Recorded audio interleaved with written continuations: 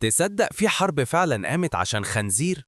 والله العظيم خنزير واحد بس. مش حرب على أرض ولا نفط ولا حتى كرامة. حرب بدأت برصاصة وكان ممكن تولع الدنيا كلها.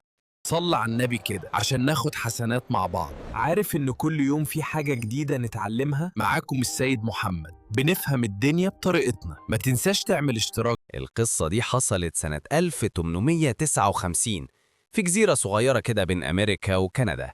الناس عايشين في سلام ولا في مشاكل ولا خناقات ولا حاجة.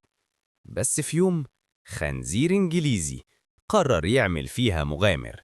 دخل مزرعة جاره الأمريكي وقعد ياكل في البطاطس بتاعته كأنها بتاعته هو. المزارع الإنجليزي شاف المنظر اتجنن، مسك البندقية وضرب الخنزير. رصاصة واحدة بس كانت كفاية تولع فتنة بين دولتين كبار. المزارع الأمريكي لما سمع اللي حصل ولع، قالوا ازاي تضرب حيوان يا عم؟ ده حقي. الكلمة جابت كلمة والزعل كبر، وفجأة الدنيا ولعت. أمريكا وبريطانيا على وش حرب بسبب خنزير. الأمريكان بعتوا حوالي 500 جندي، نزلوا الجزيرة ونصبوا خيامهم. الإنجليز قالوا مش هنسيبها كده، وبعتوا 3 سفن حربية محملة بالمدافع. الجو كان مولع نار، كل طرف ماسك سلاحه ومستني التاني يضرب. والكارثة إن السبب خنزير.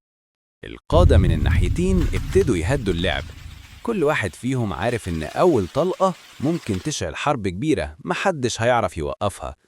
وفي وسط التوتر ده واحد من القادة الإنجليز قال كلمة عدلت الكفة كلها: مش معقول نحارب عشان خنزير. وهنا القصة خلصت، من غير ولا طلقة تانية ولا حتى نقطة دم. اللي مات فيها كان الخنزير بس الحرب دي علمتنا درس مهم جدا، إن أوقات الرصاصة اللي ما اتطلقتش بتكون أكبر انتصار ممكن تعمله. معاكم السيد التركي، ودي كانت حرب الخنزير.